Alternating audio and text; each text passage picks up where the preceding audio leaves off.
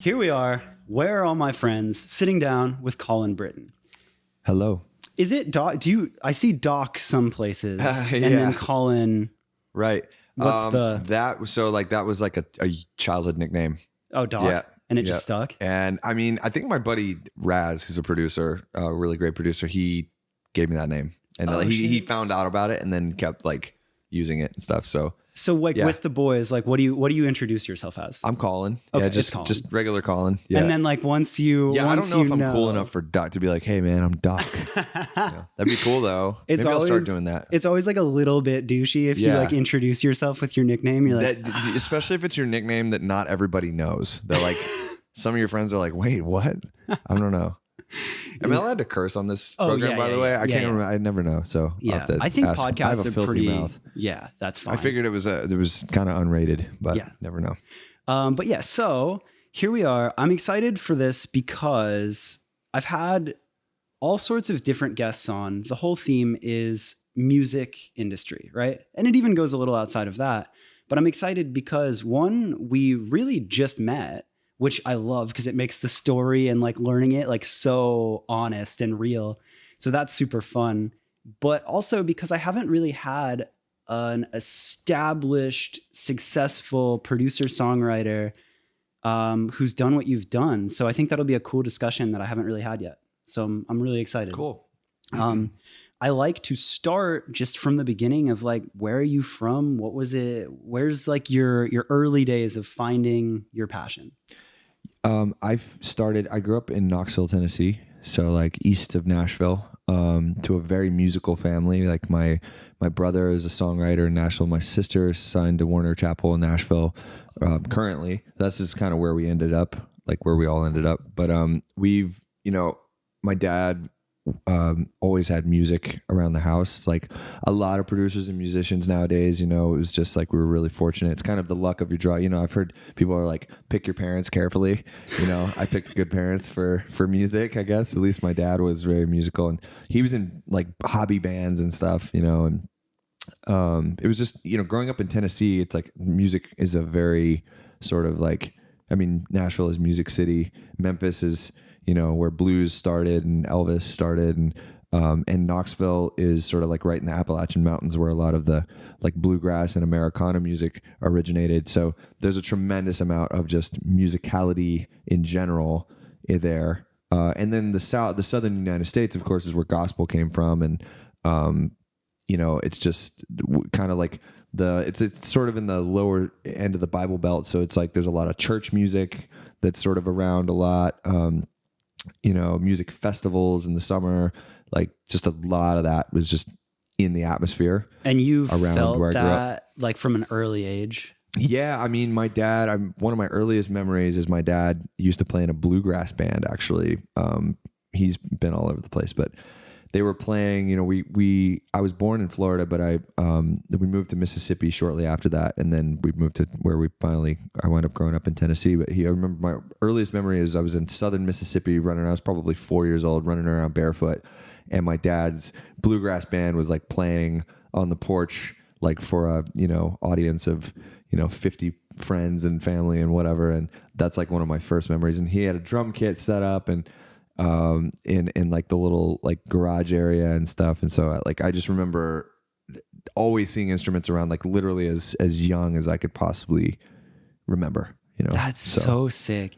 It's just so interesting to me because I think that there's both sides of that, right? When you find music, like for me, my parents were really not that musical. It wasn't like music wasn't around, but it was not like that. Mm-hmm.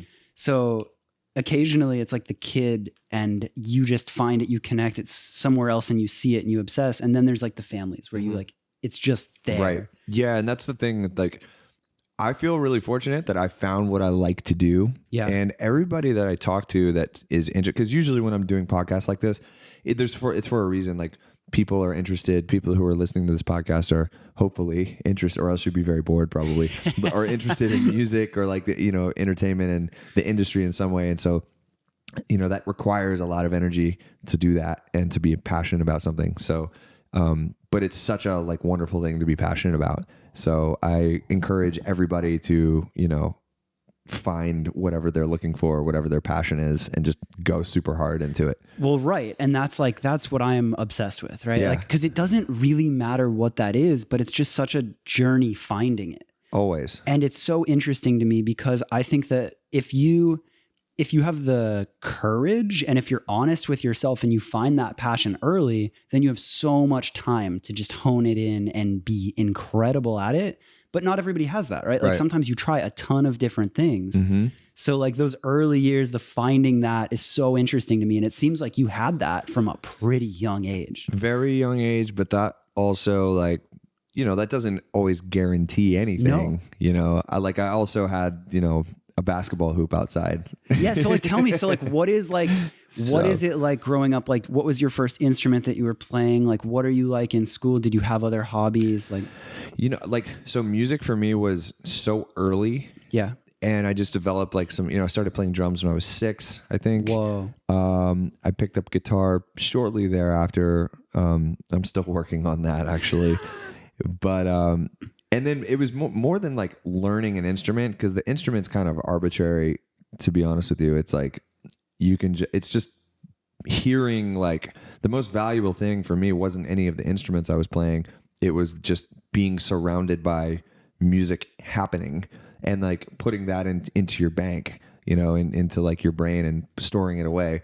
Yeah. And then that's really where it comes from, is like hearing, you know, nobody comes up with completely original musical ideas. It's always something that you've heard before, that you've heard certain chord progressions or whatever before. And then your brain is swishing it around, you know, and then you're just spitting out like little clips, you know, it's kind of like clip art or something. Yeah. So the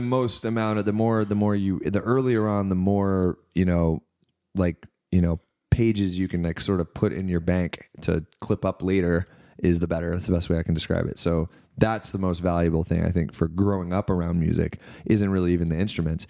So I've never heard it explained like that. And that's crazy to me, because I get it. I totally get it. For sure. And that's where the passion comes from, I think. It's just like, oh, this makes me feel a certain way. And I love it. And actually, another really early memory of mine, I was so young, I must have been like 3 or 4, but it was like, I was staying at my uncle's house, who was also a phenomenally talented musician, and he was playing, I think it was like a country song. I don't remember the song, but I remember specifically going, I want to hear that. It was on a cassette tape. And I remember asking him, like, I want to hear that again. I like that. And I'm almost certain it was a country song. But I just loved how that made me feel, I think, you know? And so, like, you know, music is such a powerful thing. I think that's why it's such an important thing still in everybody's life. Yeah, that's awesome. So then, okay, so what was your first start? Did you start in bands? Like, typically you wouldn't start with recording other artists or producing. Right. No. Definitely, you know, like started in bands, and, you know, I wanted to be, my fantasy when I was like, you know, in 4th grade or whatever was, you know, to be in a band with all of my friends in school, and then like us be super famous. You know, that was like the first thing. And then, you know, I was very like kind of an imaginative little kid, and I would always like be daydreaming and fantasizing about these little things in my life, like being, you know, some kids like dream that they're going to be like LeBron James someday. I always was like, I want to be like, you know, I want to be playing drums on stage for millions of people. That's just always what I wanted to do. And so, yeah, like I joined bands, and then I was a pretty prolific drummer, I guess, at a fairly young age. So that was your instrument. That was that was my first instrument. And that was like, people started taking notice of that. And like, so I wound up, when I was 11 or 12, you know, getting approached by like a high school band, guys in high school. Okay. They were like, dude, can you play drums for us? You know, and so even though you were the young one, parents, like you're like super young and stuff, and it was just kind of, that was a weird age gap thing, and my parents were just like, I don't know about this, like hanging out with a bunch of, you know, 16 or 17-year-old kids when you're 12. Did you do it? Yeah. Oh yeah. Oh, yeah, definitely did. What was that like? I mean, it was great. Well, so like that was important because those guys sort of like brought me into, because before that I had only listened to what my parents listened to. Yeah. Like a lot of young kids. And then they brought me into like, you know, he showed me, he's like, oh, here's Rage Against the Machine. Like, and that, I was just like, going to ask, that like, what were some of the music they showed you? Yeah. So like Rage Against the Machine was like, I mean, this was in the late 90s or whatever. So, you know, Rage was like huge. And I've kind of found like Third Eye Blind and a lot of like alt rock bands from that was sort of the thing back then. But Rage Against the Machine just scared the living fuck out of me. Yeah. Like I remember just hearing Bulls on Parade for the first time and I was just like, I cannot believe that this exists. Yeah. And it just opened up, you know, a whole entire door for me. So like Rage Against the Machine and then like Smells Like Teen Spirit, you know, like, which was of course at that point was older, had been out for a couple of years, but it was the first time I had ever heard it. And because my parents didn't listen to Nirvana, you know, but that's like the first thing I remember hearing. And I was just like, holy shit, this is some wild that stuff. Moment. Like that moment of, I don't think it matters what the artist is, but finding that artist where you're like, wait, this isn't the radio. This isn't what my parents listen to. Like whenever you find that, I feel like that's so important. Absolutely. It's important. And to this day, Rage Against the Machine is without anybody's like, who's your favorite band? You know, so that people are like, oh, it's such a hard question. I like so many kinds of music. I have one favorite band and then everybody else kind of exists in like, you know, subjectivity to how I'm feeling. Rage Against the Machine is without a doubt my absolute favorite band of all time. I know you had Johnny Minardi on here. Yeah. He and I definitely share that, I'm sure. Oh, yeah. Because I see his posts a lot and we've talked about it. Yeah. And he was like the first person when I found out that they're going to be playing Coachella next year. He was the first person to post about it. Yep. And I hate Coachella, like love anybody who likes to go to Coachella, but I fucking hate big music festivals unless I'm playing them or I'm backstage. Yeah. I do not go to music festivals. It's too stressful for me. So, but I'm going to probably go to Coachella because I've never seen them before. Yeah. Yeah. Yeah. I got to see it. So for myself. I feel a similar way. Like my artist like that, one of the first ones was Blink-182 for me. Sure. To be like, wait, this isn't the same as all the other stuff. Right. And I never got to see like the OG lineup. Yeah. And I hate that. But yeah, you know, but sometimes it's like better if you don't. Yeah, that's true. Because Then to see them come back and just be like doing it because they feel like they need to, or something. I mean, it's always cool, but like in my head, it will be perfect because it is the albums and it is everything that I had. I viewed it perfectly, and there was nothing to change that. Yeah, I feel that definitely. But yeah, Rage. That's awesome that you have it so defined, and yeah, Johnny is definitely big on that. He is, man. It's part of why I like him so much. Yeah. So. That's awesome. So, okay. So you play drums in that band. Yeah. They show you all this music. Yep. That has to be so insanely formative. It was very cool. Like, cause I was just like, holy shit, they're so cool. They're old. They have a driver's license. Yes, dude. Like, what? These guys have driver's licenses, you know? And then around that same time, I was also like figuring out, you know, hip hop music, which was definitely not something that my mom wanted me to listen to. Okay. So, you know, I didn't grow up in like a super religious family. But my mom, of course, was, you know, careful about what her 11-year-old son is like listening to. And so when you see like, you know, I was Gangster's Paradise and shit like that, you know what I mean? And she's just like, and I remember she found out I was listening to some of that stuff. She found out I was listening to Coolio and who else was it? I want to say it was the Notorious B.I.G. Yeah. And she found out I had like a mixtape of that and she took it and then replaced it with a DC Talk, like Christian rap mixtape. And I heard it and I was like, what is this shit? Like, this sucks. I don't want to listen to this shit. What's the matter with you, Mom? This is not the same thing. Because she was just like, oh, well, it's, you know, it's if you want to listen to rap, you can listen to rap, but how about this rap? And I'm like, this is not the same thing. You Mom. don't get it. Like, that's don't give me this whitewashed shit. A caring mom move that is just so painfully off. Yeah. But like, I get it. I get it all. Yeah. And nothing against DC Talk, by the way, if anybody likes DC Talk. Somebody's listening and they're like, fuck definitely you, man. not the same thing as Notorious B.I.G. or Gangster's Paradise. No, not at all. So you're finding all sorts of different music. Yeah. You're playing in that band. And then like, what happens next? Like, so, God, you know, I think at that point, like fast forward a couple of years, my dad, again, always super supportive of my music career, was just like, oh, well, I remember it was like time for me. I was like the age of time for me to get a summer job. I think I was like 14 or 15. My dad's like, all right, you're going to work this summer. Like, I don't care if you're mowing yards. And I was just like, I don't even know what I'm going to do. As it happened, my dad knew a producer, this guy, Travis Wyrick, who is a actually big Christian rock and like metal producer who happened to live in our town, who's actually very successful. He ran a studio, and my dad happened to know him and basically was just like, hey, will you like pay my son? Like, I'll do you a favor, but if you can like pay my son like $6 an hour just to like hang out for a few hours, do you mind? Like, I'm pretty sure my dad even like maybe slipped him some money. It was like, here's like a few $100. Will you just pay my kid to like go and just like do yard work or like, clean your bathrooms or do something, And he was like, yeah, sure. So, guy's got like a cheap engineer all summer, or cheap assistant all summer. And so I watched this guy, and I saw like, at the time it seemed like bigger bands, like POD was one of those bands. And I remember that. Yeah. I watched Toby Mac, ironically, from DC Talk.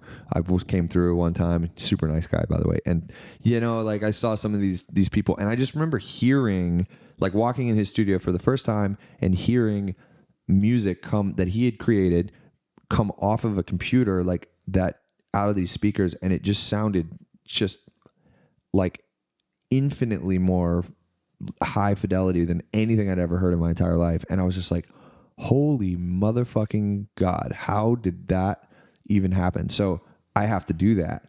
So coincidentally, at the same time, again, I said my dad, God bless him, like he bought like a little 16-track Fostex recorder, and he was in like, my dad was in like local bands and stuff. So he had like a whole like electric drum set, like a Roland, the one with like the black pads on it. I don't know if you've seen those before. Yeah. The 90s looking electric drums. And he had like guitar amps and, a bunch of guitars and stuff laying around, and a piano and stuff. And so I had like, this little cheap studio setup that my dad had just because he was like, here, maybe Colin will like this, and, we can record, we can work it'll be like a father-son thing we can work together on, That's awesome. And at the same time, he got me this job. And so I came home every day after the job during the summer and like basically tried to recreate what I had seen during the day on my own.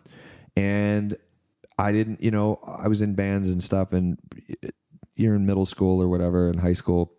So like all of your bandmates are like, oh, I got football practice, or I got, whatever, like, whatever they've got to do. Yeah. And so a lot of times they would cancel or something. And I was just like, dude, this is what I want to do. I don't give a shit about going out and playing sports. Like, I want to play music. So I learned how to play guitar better so I could just do it myself. Yeah. And I'm pretty sure I ripped off like every artist I was listening to at that time, just writing my own songs basically by copying their songs. Yeah. And recording them on my own. And then I remember the first time I learned how to like record one acoustic guitar and then pan it to the left side, and then record the same part on the same acoustic guitar and pan it to the right side, and then like put on your headphones and listen to what that did. And I remember my mind like exploded. But I was learning from a professional producer who like had real records and real gold records and like actually was commercially successful. So I was watching him every day do these things that I just never even seen before. And my mind was just like torn open, like cataclysmically opened to this new vast expanse of like actually making shit happen. And it was so amazing and just such a profound experience for me. And before long, people started realizing, like in my own grade in school, started realizing like, dude, your music sounds way better than ours. What are you doing? And meanwhile, I'm like learning from, like I said, a real professional, not just like a local studio guy who like records local bands, but like a guy who's actually making, like he has like the Christian Music Awards and stuff. Like people, he's a widely respected professional. I'm learning from a guy like that directly and building this relationship even as a kid. And then I'm taking it back to my high school, and then kids are like, how the fuck are you making your shit sound like that? Yeah. So then before long, I wound up getting hit up by like college, like, I grew up next to UT, University of Tennessee. So I had like college bands like hitting me up being like, hey, can we pay you a little bit of money? This is when I was 16 or 15. Hey, can we pay you a little bit of money to come over and like have you record our demo and stuff. And so I did a few of those, and that's when I was 16 was like my first actual paid gig. It wasn't a lot of money, you know, it was probably like, here's $100 and you can record 8 songs for us or something. But it was like real money. And $100 when you're, you know, in 2004, when you're like in school is like kind of a lot of money. Oh, dude. You know what I mean? Was it enough? Like, did it click? Like the same way when you heard the songs with him and you like heard the sound of it and you're like, this is incredible. Like that first $100 or so, was that another moment where you're just like, you know, oh wait. I'd be honest with you. I don't really remember even getting paid. Like I did get paid, I know, but I don't remember. I don't remember the money ever being like a thing. That's sick. It was sort of like, you know, I never have let money ever really drive my decisions. And the few times that I have, I've always regretted it. So I remember like recording that stuff for the first time and turning it in and people being like, and I just smiled and I'm just like, yeah, okay. Right. So it was the accomplishment. It wasn't at all just the like, money. It was just like hearing it back and just being like, I'm so much better than anybody at our high school, which was a big high school. And to me, that seemed like an unachievable thing. And you know, my high school had like almost 3,000 kids. Damn. So to be the only guy who can do that, you know, and this is before, you know, again, like 2003 or 4, like it seems like a long time ago now, but like that was before, you know, Logic, and that was before everybody had Logic on them built into. I was going to ask you that, like, what were you recording on? Like, what was literally a 16-track digital, like, you used to be able, I mean, you might be able to see them still in Guitar Center, but probably not. But you used to be able to go into any Guitar Center and there'd be like a home recording, like, you know, section. Yeah. And they would be filled up with these little boxes that were, you know, just like little boxes that are probably the size of a large laptop.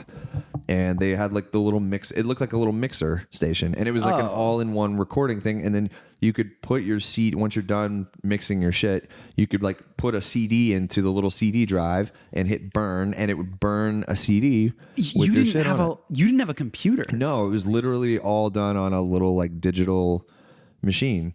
Did the dude that you were working with have a computer? Yeah. So he did. Yeah. But I mean, like I said, Pro Tools and Cubase and all that stuff existed back then, but it was, you know, not nearly obviously where it is now, but only the professionals had Pro Tools. Right. That wasn't really like a consumer thing yet. Yeah. So like people really who were doing local recordings and stuff. I mean, people were still using Tascam and ADAT and shit like that. And, you know, the big studios would still use tape sometimes, or like, you know, or like Pro Tools was just an unachievably expensive thing. Like only professionals use that stuff. So I have a question on that. Yeah.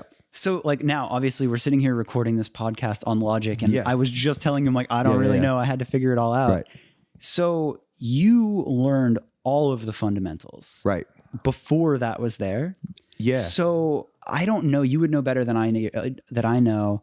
What year-ish did you feel like interfaces like that were available to consumers? Like when did that shift happen? So I think that they were available to consumers before I really got into it. Because so what happened after that was I actually kind of took a left turn. My demos were so good that they wound up getting I think it was like a junior A&R at Atlantic Records. We uploaded it. My guitar player uploaded one of our demos somewhere, you know, pre-MySpace or MySpace era, probably somewhere like probably to MySpace or something. Anyway, one of the junior A&Rs had come across my demo and reached out to my guitar player. Yeah. And that to me at that point was such a gigantic, that was like the moment where I was just like, oh my God, like this is real.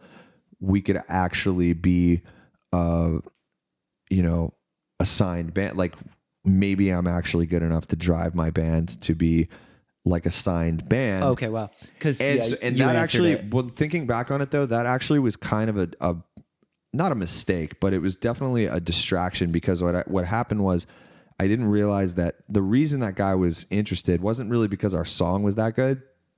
It was because it was like a local band with that good of a recording that early, and we looked cool, and you know, we were like in high school or something, so obviously any junior A&R like goes across 20 of those a day, I'm sure, and probably reaches out. But to me that was like somebody in Los Angeles is reaching out to us in Tennessee, like little podunk town in Tennessee. Oh my God, like we're going to be famous. Yeah. And of course they never signed us. Atlantic never signed us. Because my question was like, did you feel like by the time that these interfaces were available on computers that you just had it so figured out by grinding the hard way that it was cake? Yeah. But it was also, it's interesting that you answered it like that because you got it so well honed and perfected that you got attention. Well, and then focused on the band thing. Well, here's the thing.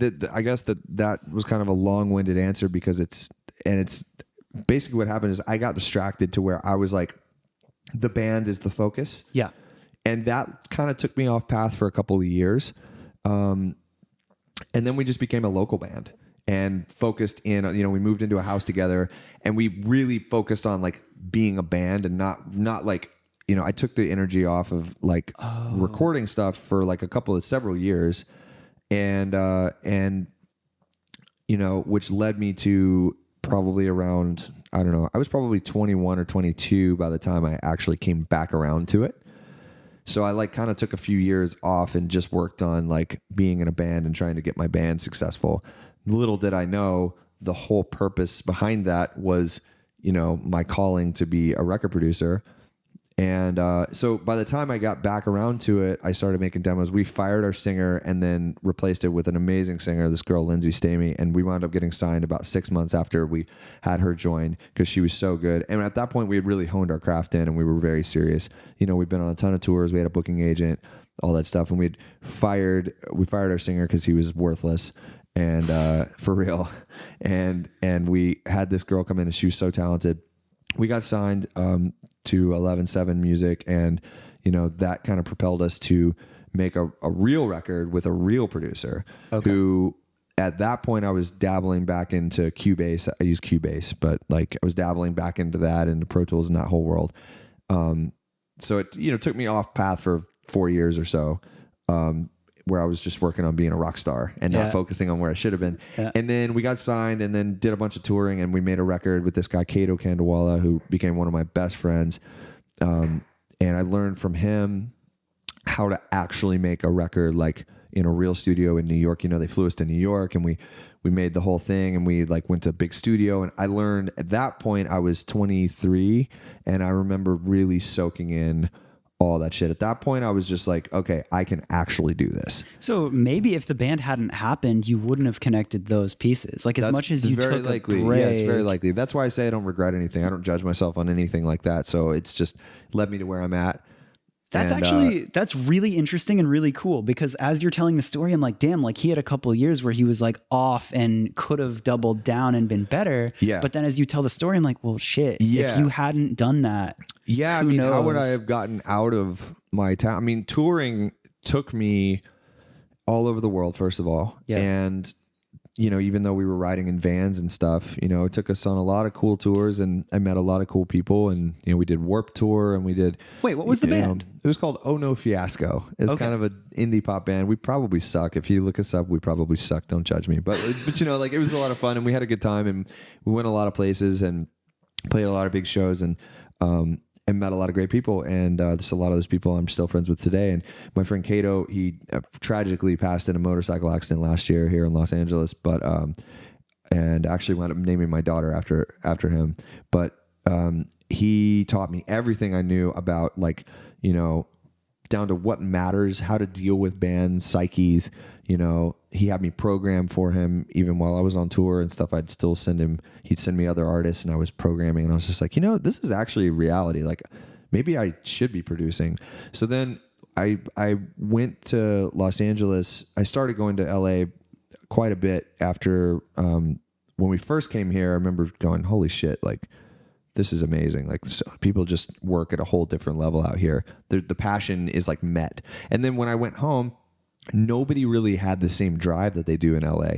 And so I found myself just kept finding excuses to fly out and do writing sessions. And our label hit me up and I met this guy, Nick Long, who's now a magnificently successful songwriter here. And at the time he was just kind of getting started and we became friends and I produced a song for him and it happened so fast. I got off tour, flew back out to LA, worked with him for a couple of weeks at his friend's house, and we made an amazing song. And he goes, I told him, I was like, I'm getting kind of tired of like touring. And he's like, my friend John Feldman is actually looking for a engineer producer right now. Maybe I should send him some of your stuff. And I was like, yeah, whatever. I'm sure that guy won't be interested in a guy like me. But literally a week later, John Feldman calls my cell phone, who, of course, I'm a massive Used fan. And, everything John Feldman did up, pre 2006, I was like, yeah, I was going to say, depending on that shit. So depending on that era of when you're getting that opportunity, like there is so many. I mean, he did, the guy's brilliant. He defined a subgenre of music, and he's calling me on my cell phone. I was like, oh my God. And he's like, yeah, man, can you come out? And I'm like, sure. When you want me? He's like, can you be here tomorrow? And I'm like, well, I'm in Tennessee. Can you wait a day and a half later? And he's like, yeah, sure. So I flew out, worked with him on which turned out to be 5 Seconds of Summer. Right as that wave was starting, and I worked on their record, came back home. I didn't know Pro Tools. So John goes, I don't think I can, I don't know, man, you don't know Pro Tools. And I remember talking to him. I was like, listen, dude, I think I'm a pretty smart guy. Like, just because I don't know Pro Tools, like I can do everything else. I can play any of the instruments here in the studio. I can write your vocal parts for you. I can use whatever. I'm sure I can figure out an interface. Give me a month and I'm sure I'll be fast on it. And 5 Seconds of Summer was just like, we really like this guy. And he goes, cool. All right, when can you be out here? I was like, give me 3 weeks to get my shit together. I quit my band, dropped everything. My wife, who I've been married to for 4 years now, like I told her, I was like, we weren't married at the time. I was like, I love you, but I have to go see what this is all about. Literally dropped everything I'd worked for like, 10 years prior to that, and just threw it out and just, packed up my car and drove out to LA and started working for Feldman with no end in sight or idea what was going to happen. And that's how I made it out here. So that's how I made it to LA. So it was kind of stressful. Yeah. There are two things that I am processing right now that are blowing my mind. One is I don't know what that is, but I feel like I have heard it from so many incredibly successful people where there's this like insanely risky move. Yeah. Where you're like dropping everything. Like that's some real life. You have a band that had success. Yeah. You have a girl, like you have all of these things and you're like, yeah, cool. Give me 3 weeks. I'll drop everything.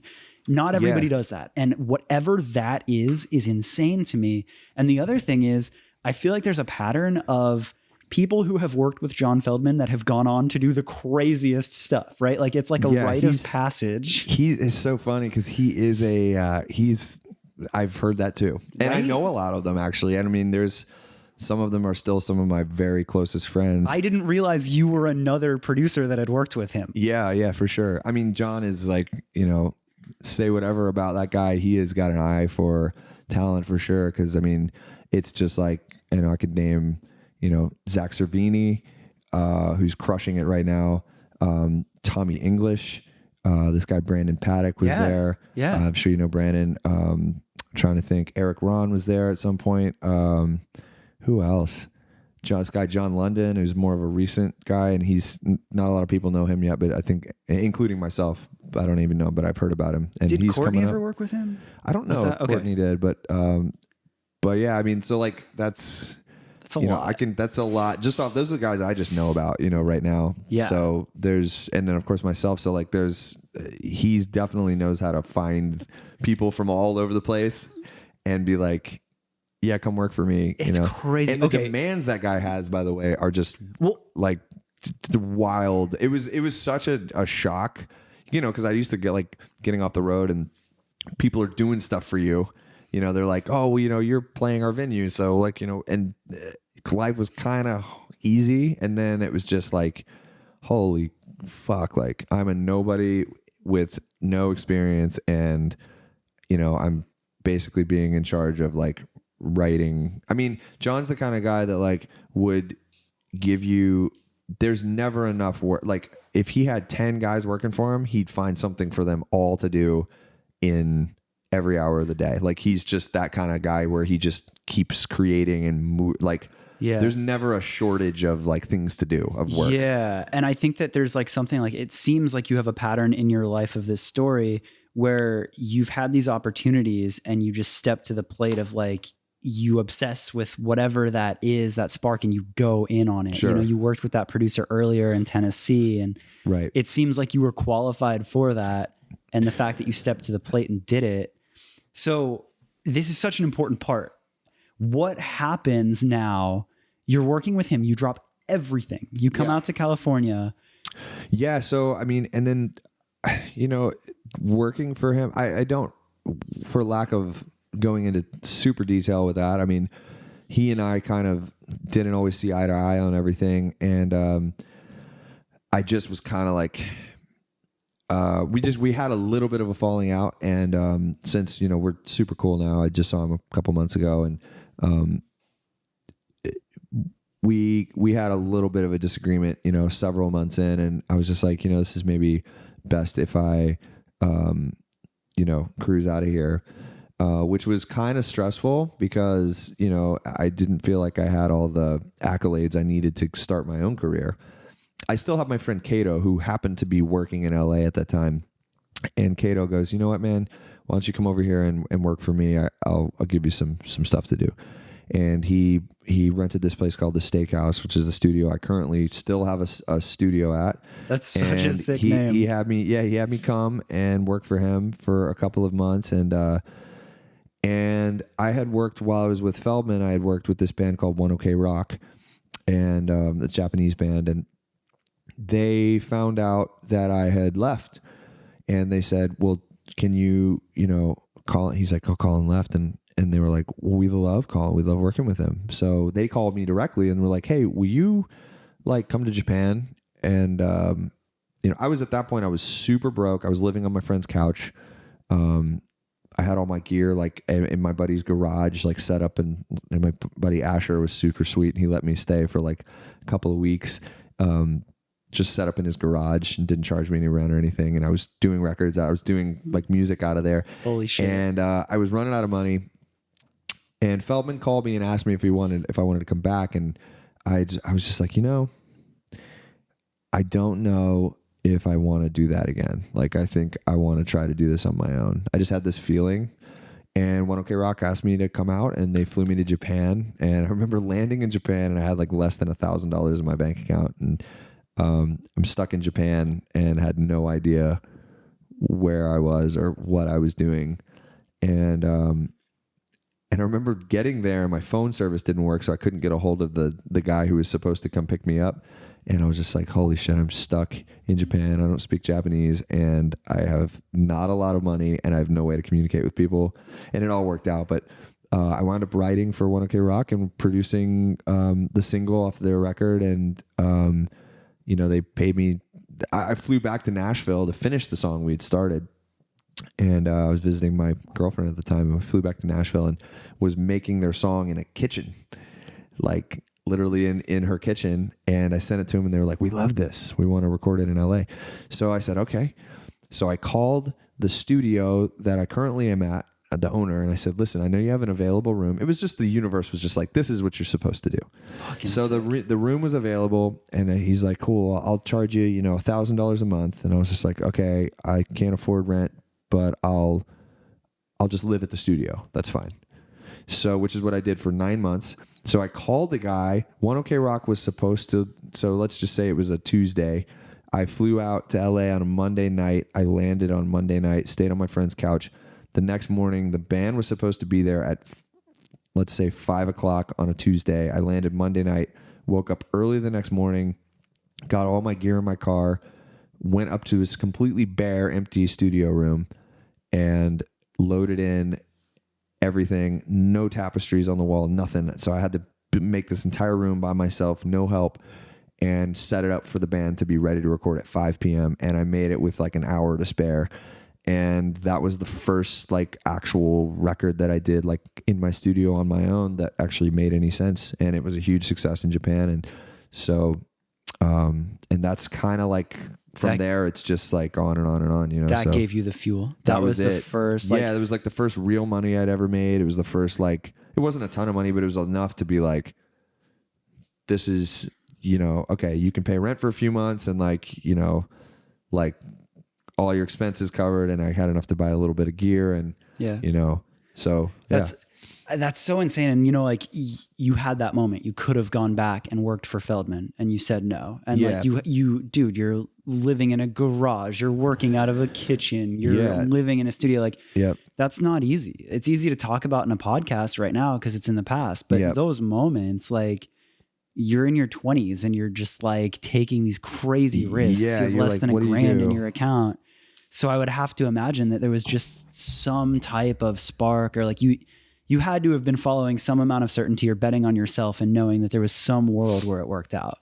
I think so. I mean, I don't know why. I mean, I'm not like I don't think of myself as a particularly risky person. Interesting. You know what I mean? Like, I'm not one of those guys. I'm just like, oh yeah. Like, but I also don't shy away from it, but I'm not like, I don't take unnecessary risks or like do things that I feel like aren't going to work out. And, but looking back on it, it sounds pretty crazy. Yeah. Like, it sounds like I should have failed because I mean, you cannot live in Los Angeles, like, for very long. I know plenty of people, even from back home, that came out here that want to pursue acting or music or whatever. And they make it here and they stay here for 6 months and they're just like, fuck this.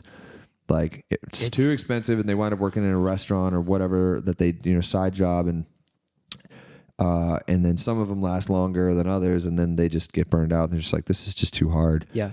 And for all reasons that I should have failed and run out of money and, had to go home and live with my parents or something, but it didn't. I don't know. That's sick. So then One OK Rock happens. You get enough success out of that. It connects enough. And then I would have to assume, not that I'm trying to fast forward it, but like, when you have one album that does well, you get on the radar of certain people and certain labels. You start getting people requesting to do other albums with you. I mean, I think what happened there was that, so like One OK Rock at that time, they were obviously massive in Japan, but they were not really, like, they weren't on Fueled by Ramen like they are now. So they didn't really have any connects in the States as far as like labels go. So I didn't, and their record wasn't really doing anything here. So I don't really remember getting any like American, Western work from that. It was all Japanese work. I definitely got some Japanese work, which I'm very grateful for, actually, because that really like floated me financially through the first year. So my first real opportunity came through my friend Nick Furlong.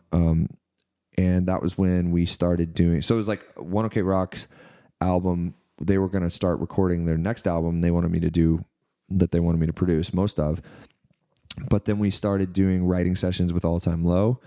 And then me and Alex Gaskarth, became quick friends and writing some really great music together with me and my friend Nick.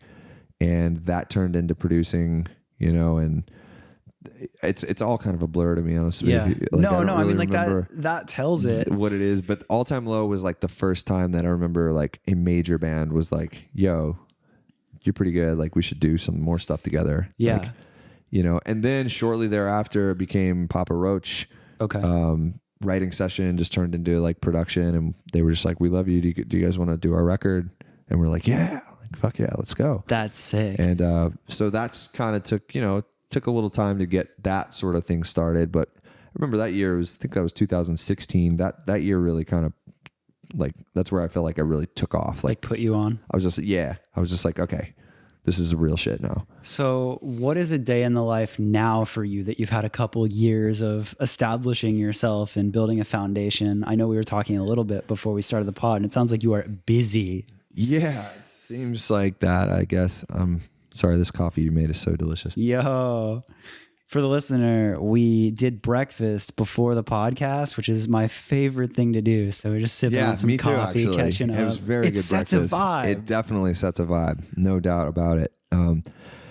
Yeah, I don't know, man. Like, I was just thinking too much about the breakfast. I don't even know what's the question here. Well, again? No, like, I guess like, it's just, I think that you clearly built your foundation. You're at a point of success now. So my questions is like, briefly, just like a day in the life for you now. Like, what's it look like to have some stable ground to stand on as a producer? Like, it's somebody that's aspiring to get to this point.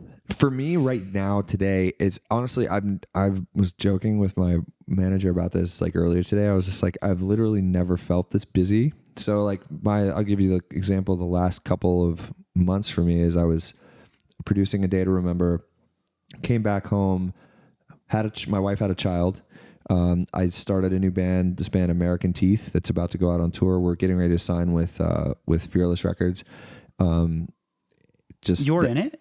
Yeah, I'm not really touring or like part of the I understand. look, you know what I mean? So, You're like it's my friend Elijah Knoll, who's like marvelously talented. So we did that kind of as a pet project, and and that started taking off. And then finishing A Day to Remember, I just signed a deal with Warner Chappell, so they've got me busy doing writing sessions. I was in Australia for a month in September producing. Got back from Australia, jumped into another EP, which jumped right into me going out actually on the road I was on tour with A Day to Remember for finishing their album for a week last week. Just got home, started another LP. American Teeth's going out on tour, so I'm doing rehearsals for that in the mornings. And what else? I have a new daughter, so I go to bed at 1, I wake up at 8 with her, take her to daycare, and try to go run for an hour if I can. Usually I can't. Get a shower and go to the studio and work on music until about midnight, and then I go home.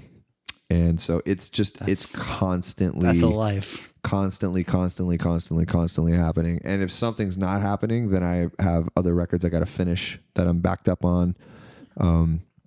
So yeah, it's nonstop. Yeah. I mean, I'm pretty much booked through April right now, as far as I can tell. Jeez. So it's like, my life is like a sled going down a hill kind of uncontrollably, Yeah. A little bit. But it seems like in the best way, right? Yeah. I mean, it's like, it's so much work. It's so much work. So people, I don't think people really think about like how hard you actually have to work to do this. Yeah. Well, like, okay, so then the other question that I have is, again, I'm not a producer. That wasn't my path at all, right? Like, I don't know any music production. I don't do that. But I think I'm just interested in it in the sense of, you could have a kid who had the similar side that you did, where you know music, you play it, you love it, but maybe you are just so good at the production side. Or even nowadays, I feel like it's so accessible. People are making beats and people are working on all sorts of different things.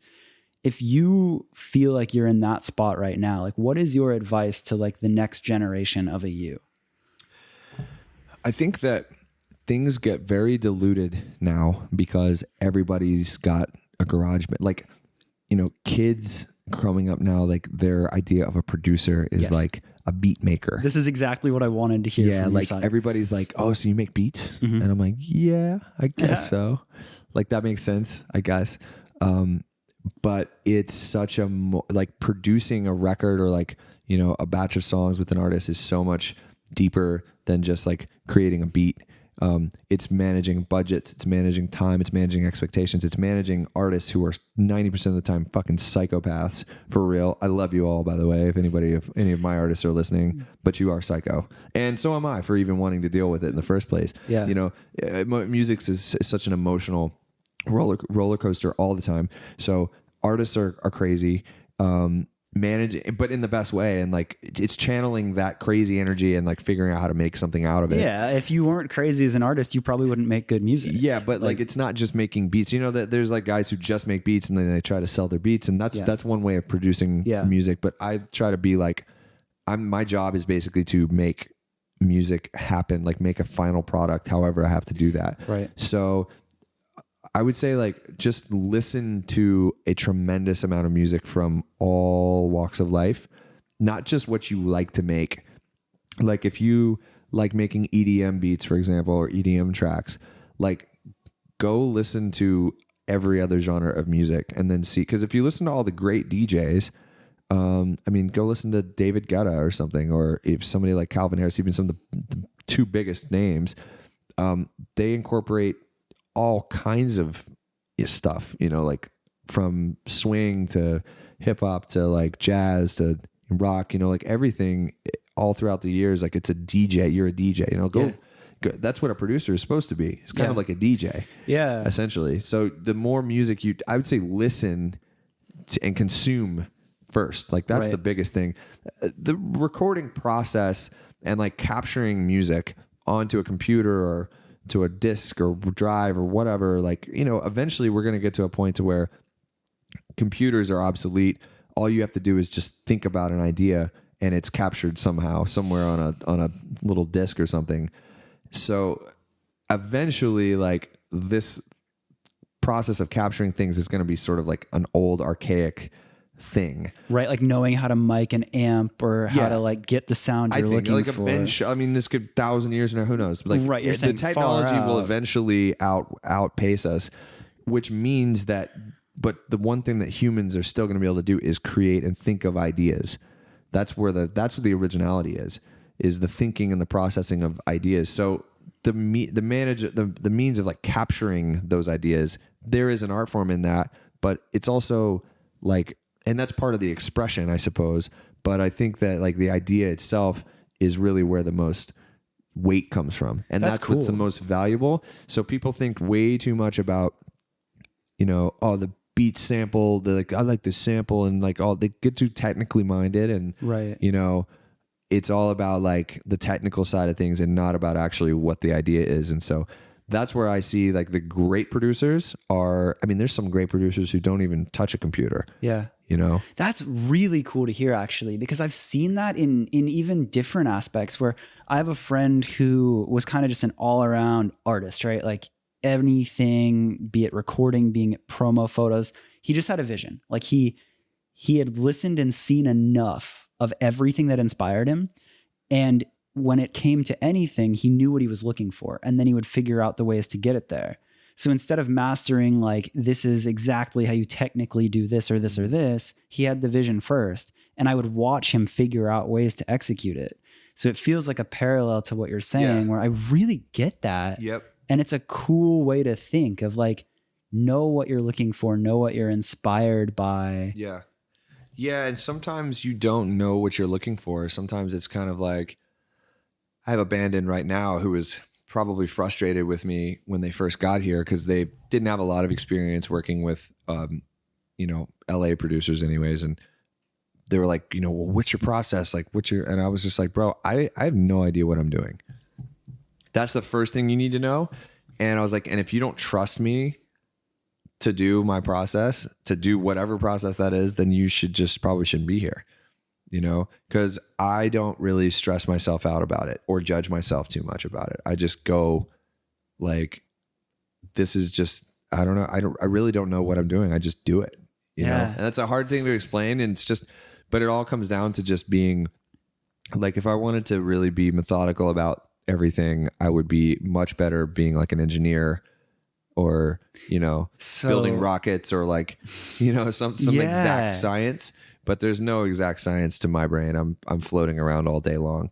So it's interesting though, now knowing your whole story, where you spent the hours kind of as the engineer helping all these people. Like, you do have the technical skill and you've put so much time and hours into music itself that now that opens it up for you to be like, okay, cool, let's worry about the creative. Like, you have that headspace of here's an entire conceptual. It's not a beat. It's not just a guitar. Right. And I figure, when I first left Feldman, I'd say like the first 2 years of leaving Feldman and going out on my own, I'd say almost 2 solid years. I spent 90% of my time worried about like mixing and, cause that's where I was lacking as a musician. I was a musician and I knew how to write stuff, but like mixing it all together and making it sound like a really dope finished product and researching the gear and all the technical stuff. That's where I spent the most amount of time refining that side of my process.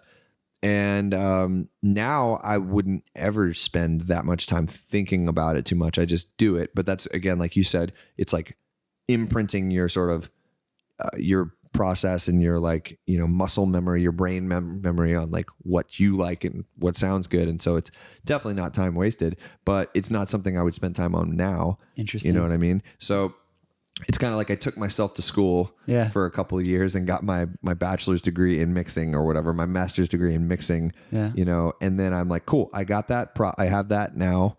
Now I'm going to move on to like, I can improve upon that always, but I'm not going to really like go to fucking English class every day, you know, or go to mixing class every day. That's not, now yeah. now I'm more focused on what I set out to do in the beginning, which is finish records and produce records and sit on the couch and go, I don't like that idea. What about something that sounds more like a Peter Gabriel riff?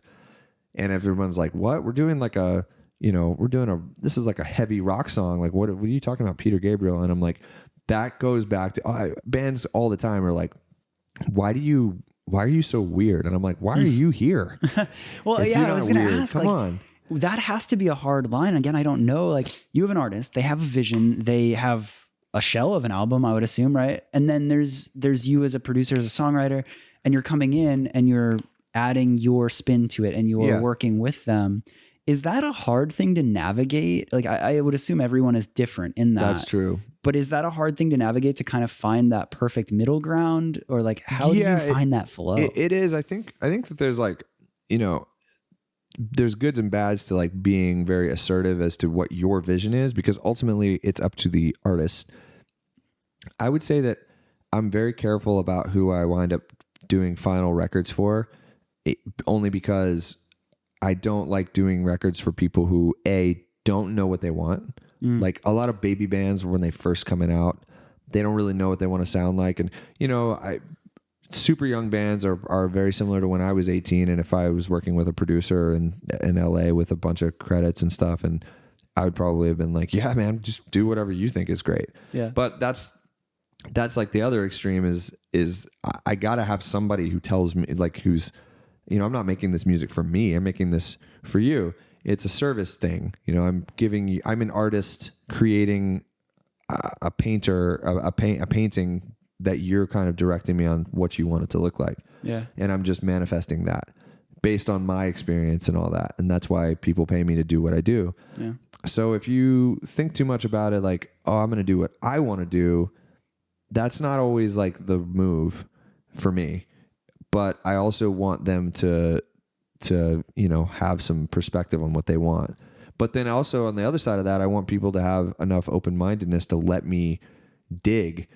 Like, I'm not just going to sit there and let you dictate every part of my process. Right. You know, I actually have had recently an artist who had a hard time with that because they had never experienced, they felt like they had to be in the control seat the entire time.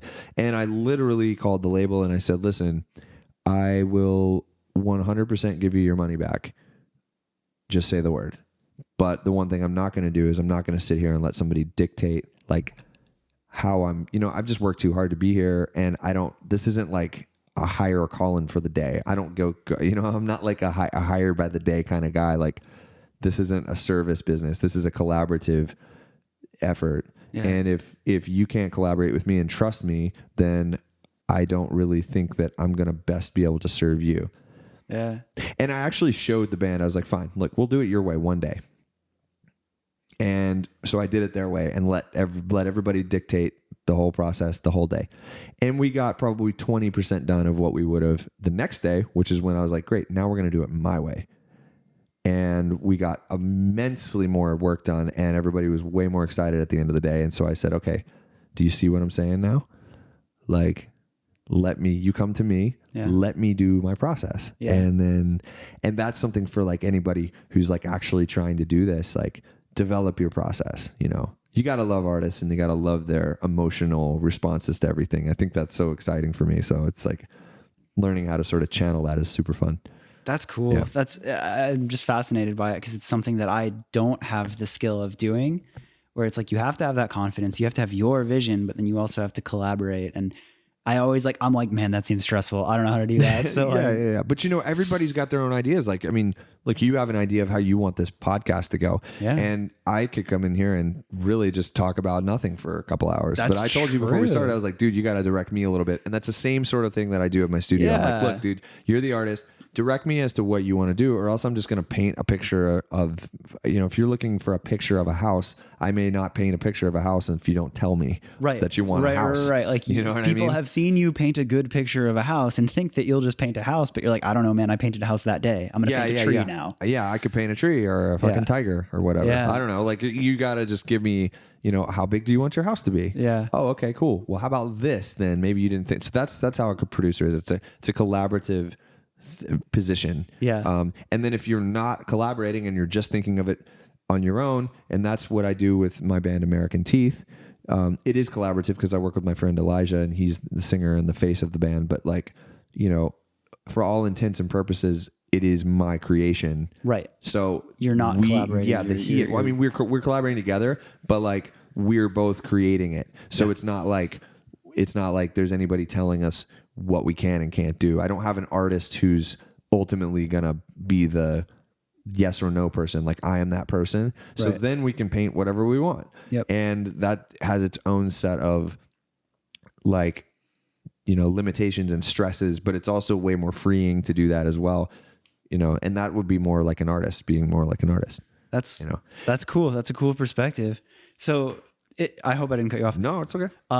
The last question that I have is one where it's just kind of like a look back to all of the things you've been through.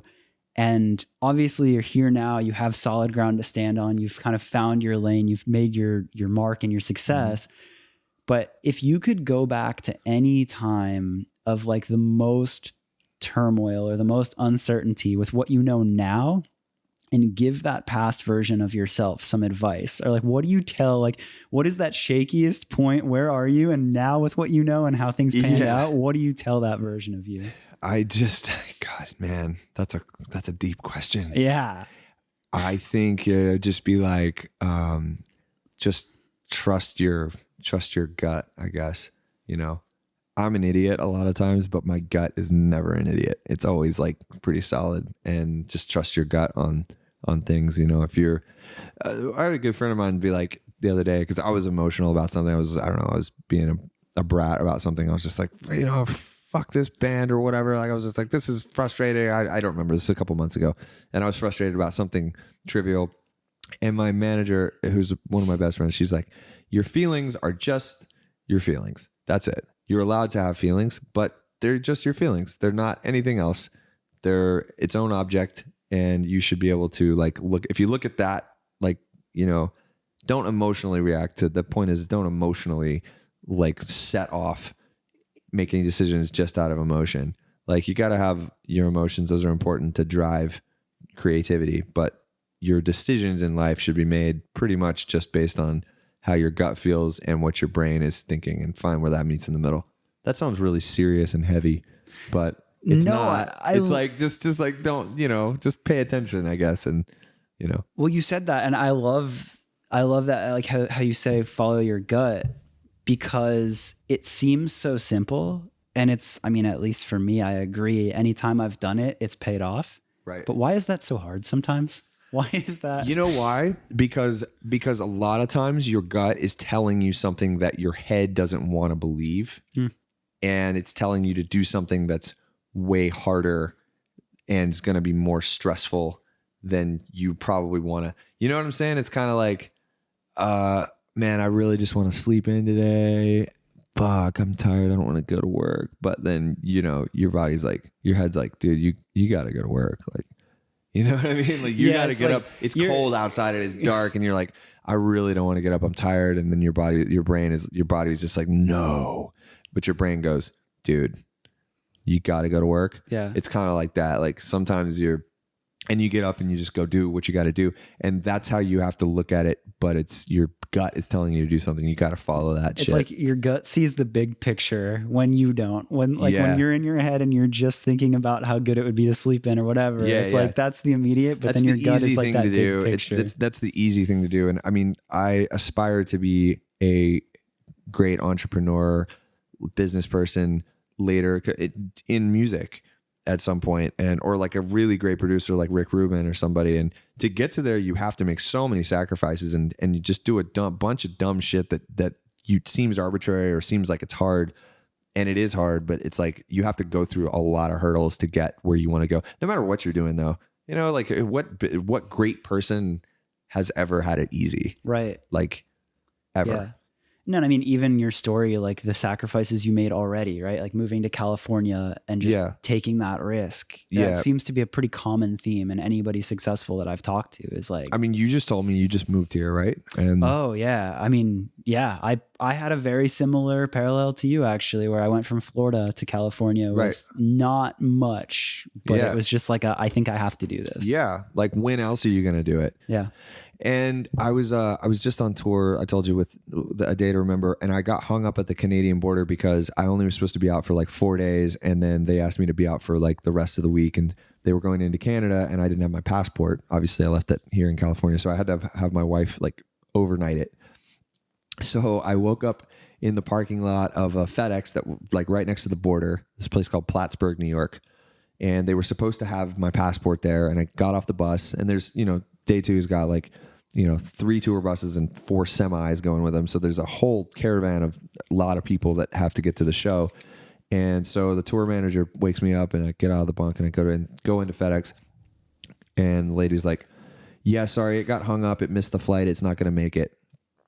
It'll be here tomorrow though. And I'm like, lady, I gotta go now though. I can't wait till tomorrow. And she's like, well, it's in Memphis, so unless you can fly to Memphis real fast and come back, then you're not going to make it. So I had to stay in Plattsburgh for a day by myself in a hotel until my thing got there. And then I rented a car and drove to Montreal, where I was supposed to be the next day.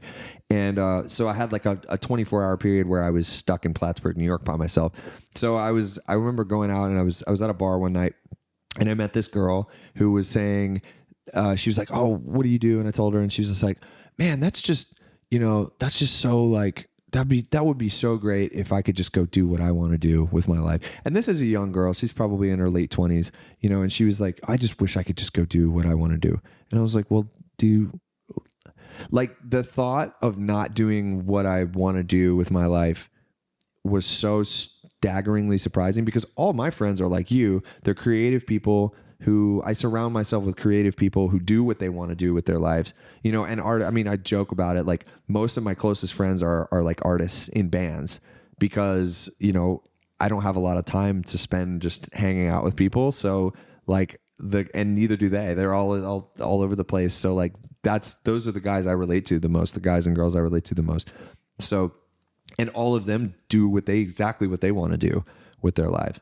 And it's so funny to like hear this girl, this pretty young girl. She was just like, I don't know what, I don't know how to do what I want to do. And I was like baffled by that. I was like, this is so strange. But then I thought, so many people grow up without inspiration, or without having that drive, or like knowing what they want to do, or like being brave enough to even like step out and do it. And then, but like you and I are sitting here, and it seems just so kind of like arbitrary and like easy, right? Like, I feel like it just, almost take it for granted. You do take it for granted. I always take it for granted. That's the whole point of this podcast, is like, for the people that don't have the friends to inspire them, it's like, if you can find anything that's like, here's examples of people that took those risks, and you're not alone to feel that risk, and things like that. To me, like, happiness is like, I mean, dude, this is so morose and kind of sounds weird, but like, everybody is going to die at some point, and you will not be around to make a change. Like, I feel like regret is like maybe the most scary thing, perhaps, of anything. So I just don't understand I don't understand it, but I empathize with it, of being afraid, because I've been there and been afraid before, but I've never understood really like letting fear get in the way of if that like jumping in a cold pool is going to bring you infinite happiness, wouldn't you do that? Yeah, I would. I did already, basically. So like, I just don't understand people who are just like, I'm afraid of like being uncomfortable for a few years to like, but here's the thing too. I don't like, I hear people talk about it, like other people like us talk about it, and they sort of sound arrogant about it. And like, they have this like, oh, well, I do what I would want to do. And like, everybody who doesn't do that is somehow like less than them. Like, there's so many influencers on Instagram, and I think that attitude is shit completely. Yeah. Like, well, I think the point to differentiate is, do what you want to do, but it's not easy, and it takes these sacrifices, and you have to master a craft. Like, the reason you have the ability to do what you're doing now is because in high school, when your friends were going and playing football and doing whatever else, you were the kid. It was like, yo, I'm actually kind of obsessed with music, and I'm going to figure out how to pan my guitar to the left and the right. Yeah, exactly. And how many years was that, right? And then you were working with that dude in the studio. Yeah, right. And then you were recording things on your own. So it's like,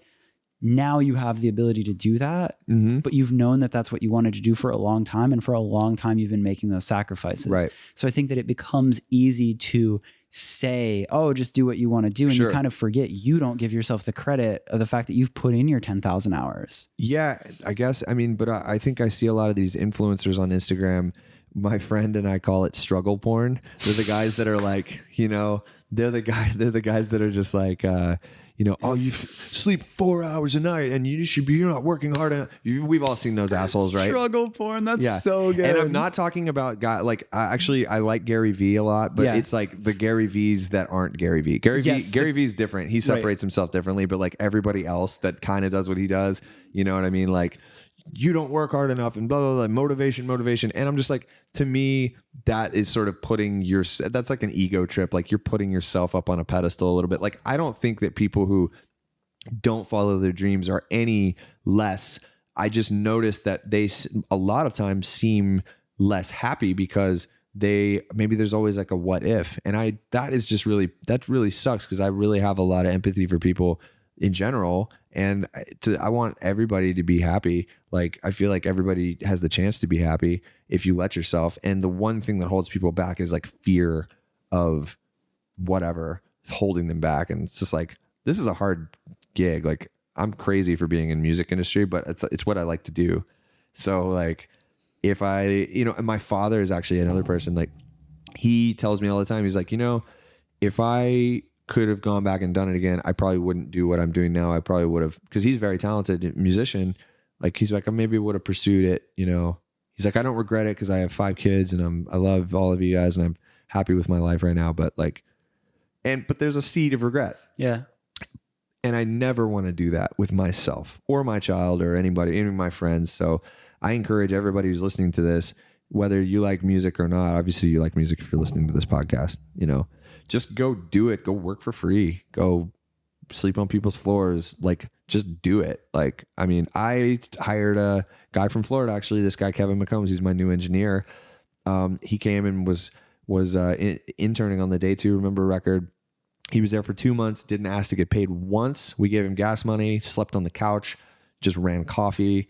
And eventually my first engineer was asking him to do some more technical stuff. And then all of a sudden that turned into like, tearing down microphones. And then all of a sudden that turned into getting on the computer and like rendering files down at night. And then it turned into like, oh, hey, helping the guitar player like rebuild his guitar amp. And then it turned into like, hey man, you want to, once this record's done, can I fly out to LA? Can you like help me with my I just bought a new console. Like, can you help me like get my console up and we're running? And then it turned into, hey man, I really like you. The band seemed to like you. Do you want to just be my engineer? And now he lives here and, he's like doing what he wants to do. So like that turned in, just being humble and like hungry is like turned into him doing what he wants to do. And he's fucking stoked now. He's got a girlfriend out here now. And yes. Like, dude, he's loving it. Dude, I love that. Like, you just said that so well. Yeah. Like, thank you for that. Yeah, man. I mean, thank you for taking the time to do this too. Like, I get how busy your day is, and it really does mean a lot to me, because my whole idea is that this will inspire people to go do exactly what we're talking about. I hope so. And thank you for having me. This is great. And I'm glad you're really close, And also, like, Adam's upstairs. I mean, I just got to kick it and catch up on all that. Yeah, like totally random seeing him. So that was cool. Yeah. But I'm glad to know you're here, and, hopefully there's a lot of listeners out here that like want to pursue this. And if I can have any part in like helping somebody be happy, that's the way to do it, That's the goal, man. Thank you. We did it.